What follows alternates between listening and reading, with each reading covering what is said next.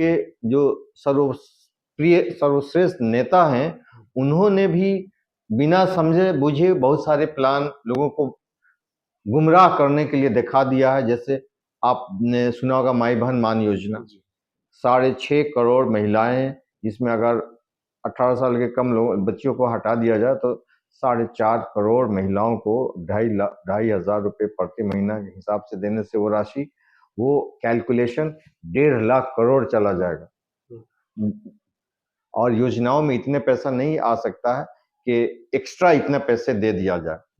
तो ये लोग बिना सोचे समझे कुछ भी ऐसी बातें कर, बिना होमवर्क किए कुछ भी बातें बोल देते हैं, और वो सिर्फ चुनावी पोस्टर और बैनरों तक रह जाता है, बाद में कभी लागू नहीं करते हैं। और पूर्वी चंपारण जिला का नरकटियागंज विधानसभा क्षेत्र, हमारे साथ डॉक्टर मंजर नसीम साहब हैं, जो पेशे से डॉक्टर हैं और जनसुराज सभा के प्रबल दावेदार हैं। इनसे जानेंगे कि आज भी नरकटियागंज विधानसभा की मूलभूत समस्याएं क्या है। कई बार लोगों ने ऐसे जनप्रतिनिधियों को मौका दिया जिनका शायद खुद का विकास तो हुआ, लेकिन आज क्षेत्र भी विकास से जूझ रहा है। वहां की जो मूलभूत समस्या है वो जस की तस बनी हुई है। इनसे जानेंगे कि अगर एक विधायक की इच्छा शक्ति होती तो शायद प्लान पे भी कंट्रोल होता, लेकिन बावजूद उसके अगर बात करें सड़क की या नाला की, तो सांसद और विधायक की स्थिति ये हो गई है कि 100 से 150 फीट का रोड और नाला बनवाते हैं जिसका कोई उपयोग नहीं हो पाता है, और जो समस्या है वो और बढ़ जाती है। आज भी आपके नरकटियागंज विधानसभा में सबसे बड़ी और गंभीर समस्या क्या मानते हैं जिसका समाधान विगत कई वर्षों में नहीं हो पाया? देखिए, शुरुआत करते हैं बेसिक एमिनिटीज से। बेसिक एमिनिटीज जैसे रोटी कपड़ा मकान। तो जो रोटी है, कमाने के लिए हमारे लोगों को बाहर जाना पड़ता है। कपड़ा तो तन ढकने के लिए मिल जाता है। मकान से रिलेटेड जो भी समस्याएं हैं जो अभी आपने चर्चा की, तो आप ये देखेंगे कि जिन गांवों का आपने अगर भ्रमण किया होगा, ज्यादातर घरों पे प्लास्टर नहीं होगा।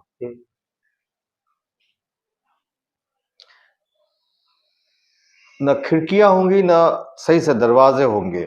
वो किसी तरह से गुजर बसर कर रहे हैं, और हर घर का 1 या 2 फर्द बाहर, आउट ऑफ स्टेट, या तो बगल के काठमांडू, पोखरा, नारायण घाट, इन जगहों पे, या फिर मुंबई, बेंगलोर, चेन्नई, हिमाचल, सूरत, दिल्ली, जहां जिसको रोजगार मजदूरी करने का कुछ मिल जाता है काम, वो चला जाता है। तो इसके अलावा ये तो सबसे बड़ी समस्या ये हुई। इसके अलावा पूरे विधानसभा में अगर आप घूमेंगे तो कहीं पे भी आपको साफ पीने का पानी नहीं मिलेगा। स्वच्छ पेयजल का अभाव है। पानी निकासी का कोई बढ़िया व्यवस्था आपको कहीं नहीं दिखेगा। इसलिए आप देखेंगे कि नालों की जो एक सिस्टम होती है, नाला नहीं होने से जल जमाव सड़कों पे दिखाई देगा, फिर वो सड़कें खराब हो जाती हैं, चलने लायक नहीं होती हैं। जो भी ट्रैवलर्स हैं उनको परेशानी होती है आने जाने में, आवागमन की सुविधा बिल्कुल नहीं है। गांव की सड़कें बुरी तरह से टूटी पड़ी हैं, थोड़े से बारिश में आपकी गाड़ी नहीं निकल पाएगी। जहां तक बाकी और सब बातों का आप जिक्र करेंगे तो वो सब, जैसे स्वास्थ्य, इलाज के लिए पूरे विधानसभा के लोगों को मोतिहारी आना पड़ता है।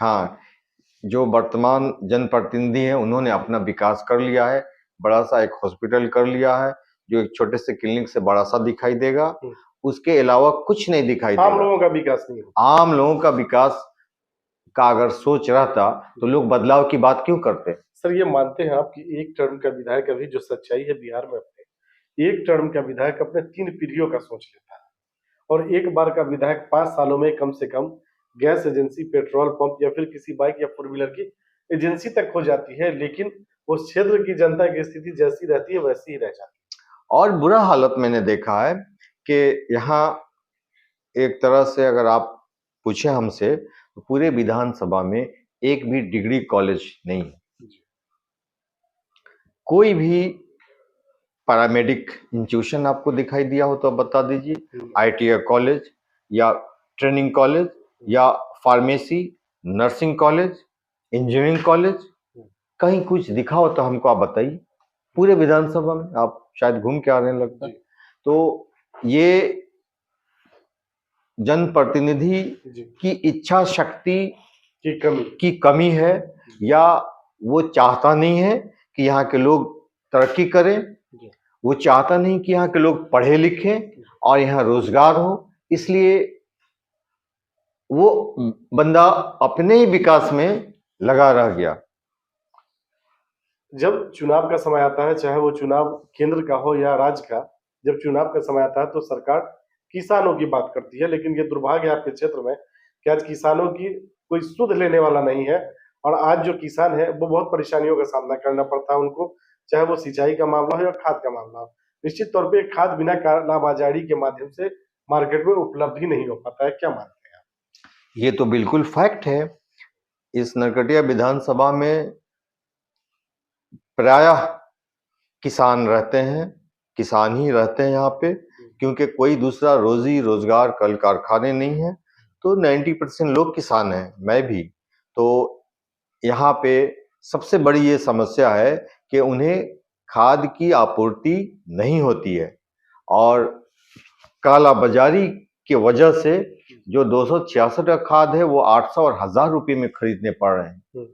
ये किसानों पर कितनी बड़ी मार पड़ रही है व्यवस्था की तरफ से, और लोकल जनप्रतिनिधियों की मायूसी और उनकी निराशा की वजह से, या उनकी असंवेदनशीलता की वजह से, कि वो बेचारे किसान मजबूर हैं लूटने के लिए, और ये सिस्टम उनको लूट रहा है, और जनप्रतिनिधि ये सब उसमें शामिल हैं, क्योंकि कभी किसी ने इस पर ध्यान नहीं दिया कि कालाबाजारी रुके। तो निश्चित तौर पे इन जनप्रतिनिधियों के अंदर ये संवेदनशीलता नहीं है कि इन किसानों के समस्याओं के बारे में कभी सोचे, कभी उस पर कोई कार्रवाई करे। तो जाहिर सी बात है वो लोग अपने ही विकास में लगे रह गए, चाहे विधायक हो या सांसद हो।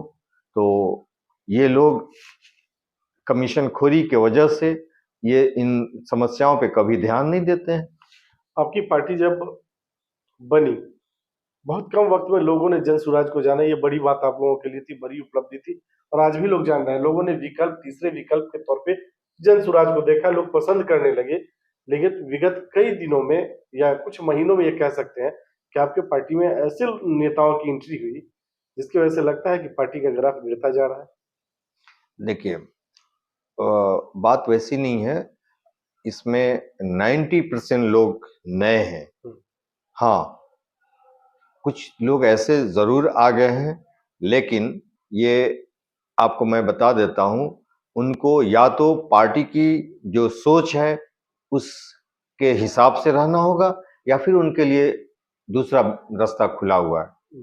तो वैसे लोग आते जाते रहेंगे, हमें उनकी बहुत फिक्र नहीं है। अगर वो सोच नहीं बदल पाते हैं तो फिर उनके लिए तो रास्ता खुला हुआ है। आपकी पार्टी जो 5 मुद्दे को लेके मैदान में है, जो आपकी पार्टी कह रही है, चाहे वो प्लान का मुद्दा हो, शिक्षा का मुद्दा हो, स्वास्थ्य का हो, महिलाओं को ऋण मुहैया कराने का, या जो 2500 पेंशन की व्यवस्था, लगता है कि जितनी आसानी से आपकी पार्टी बातें पब्लिक फोरम में रख रही है, लोगों को बता रही है, आम लोगों के बीच दिखा रही है, वो इम्प्लीमेंट हो पाएगा क्या? बिल्कुल, ये सब हम लोगों ने होमवर्क करके और इसको फिजिबल बनाया है कि ये हो सकता है। और अगर आपको टाइम हो तो मैं एक्सप्लेन भी कर दूंगा। बाकी जनप्रतिनिधियों के समझ से बाहर है, उनको ये समझ नहीं आएगा कि ये कैसे करना है। हाँ, उन पार्टियों में ऐसे लोग हैं, उनके जो सर्वप्रिय सर्वश्रेष्ठ नेता हैं, उन्होंने भी बिना समझे बुझे बहुत सारे प्लान लोगों को गुमराह करने के लिए दिखा दिया है। जैसे आपने सुना होगा माई बहन मान योजना, 6.5 करोड़ महिलाएं, जिसमें अगर 18 साल के कम लोग बच्चियों को हटा दिया जाए तो 4.5 करोड़ महिलाओं को 2,500 रुपये प्रति महीना के हिसाब से देने से वो कैलकुलेशन 1.5 लाख करोड़ चला जाएगा। और योजनाओं में इतने पैसा नहीं आ सकता है कि एक्स्ट्रा इतना पैसे दे दिया जाए। तो ये लोग बिना सोचे समझे कुछ भी ऐसी बातें कर, बिना होमवर्क किए कुछ भी बातें बोल देते हैं और वो सिर्फ चुनावी पोस्टर और बैनरों तक रह जाता है, बाद में कभी लागू नहीं करते हैं और झूठे वादे करते हैं, लोगों को गुमराह करते हैं। मैंने इतनी नौकरियां दी है, वो किया। अरे जितनी भी नौकरी दे दो उसका फायदा सिर्फ 2% से कम लोगों को होगा, बाकी 98% लोगों के बारे में तुम्हारे पास क्या प्लान है? तो ये एक्चुअल में वो लोग कम पढ़े लिखे लोग हैं जो ना चाहते हैं कि यहाँ के लोग भी पढ़ लिख के आगे बढ़े, इसलिए उन्होंने एजुकेशन सिस्टम को ध्वस्त कर दिया है। अब उसके विपरीत, उसके बरक्स अगर आप जनसुराज की बात करें, जैसे आपने खुद ही कहा कि हमारा फोकस पढ़ाई पे है, शिक्षा पे है, शिक्षा के मॉडल पे हम सबसे ज्यादा संवेदनशील हैं और हमारी ये सोच है कि जब लोग पढ़ेंगे तो बढ़ेंगे और बिहार बढ़ेगा। और एक परिवार में अगर एक लड़का पढ़ लेता है तो परिवार आगे हो जाता है। मैं चाहता हूं या मेरी पार्टी चाहती है कि हर घर के बच्चे पढ़ के आगे बढ़ें। अभी के डेट में स्कूलों में सिर्फ खिचड़ी बंटती है और कॉलेजों में डिग्री, पढ़ाई कहीं नहीं है। एजुकेशन का स्तर गिरता जा रहा है बहुत ज्यादा। लोगों को अब हमारे समाज भी ऐसा हो गया है कि वो भी अब समझते हैं कि बस स्कूल में पोशाक और जो साइकिल मिलती है और वो जो मिड डे मील है, इसी के लिए हमारे बच्चे जाते हैं। उन्होंने भी सोच लिया कि स्कूल में पढ़ाई नाम की कोई चीज नहीं है और इन सरकारों ने उन टीचरों को भी लगा दिया है एजेंसी की तरह, कई तरह के अलग अलग कामों में लगा दिया है, क्योंकि जब आप पढ़ाते नहीं तो चलो यही काम कर लो। हम लोगों की सहयोग और शुभकामनाएं आपके साथ है। पार्टी आपको सिंबल देती है और जनता मौका देके अगर नरकटियागंज का विधायक बनाती है तो चुनाव जीतने के बाद आपकी पहली प्राथमिकता क्या है? देखिए, मेरी पहली प्राथमिकता ये होगी कि मैं इस क्षेत्र में जितनी भी आप समस्याओं का आपने जिक्र किया, इन सब पर गंभीरता के साथ और पूरी ईमानदारी के साथ काम करूंगा और यहाँ के जितने भी भ्रष्ट ऑफिसर्स हैं या पुलिस के हो या सिविल के ऑफिसर्स, सब पे लगाम लगा दूंगा। बिल्कुल भ्रष्टाचार नहीं होने दूंगा। यहाँ पे काला बाजारी जो होती है जिसकी वजह से किसानों की हालत खराब है, इस पे शिकंजा कस दूंगा और जितने भी योजनाएं हैं वो धरातल पर उतरेंगी। आपने कहा ना कि वो नाले ऐसे होते हैं कि वो भर जाते हैं, मिट्टी भर गई, नाला खत्म, सड़कें तंग, 2 कार अगर एक साथ आए तो वो क्रॉस नहीं कर सकते हैं। जो आज से 50 साल पुराने जो सड़कें थी जो हेडक्वार्टर को सब डिवीजन से मिलाती हैं, वो सब अभी भी सिंगल लेन है। आए दिन उन पे दुर्घटनाएं होती है। मेरी प्राथमिकताओं में ये भी होगा उन सड़कों का चौड़ीकरण किया जाए और जो सड़कें बिना नाला के खुद नाला बन चुके हैं वहां पे दोनों तरफ मजबूत नाला और ड्रेन का व्यवस्था किया जाए और सड़कों को एलिवेट किया जाए ताकि वहां पे जल जमाव ना हो। जल निकासी की बेहतरीन व्यवस्था करूंगा और पेयजल की उपलब्धता सुनिश्चित की जाएगी। चलिए, डॉक्टर मंजर नसीम साहब, हमसे बात करने के लिए बहुत बहुत शुक्रिया। शुक्रिया आप लोग का।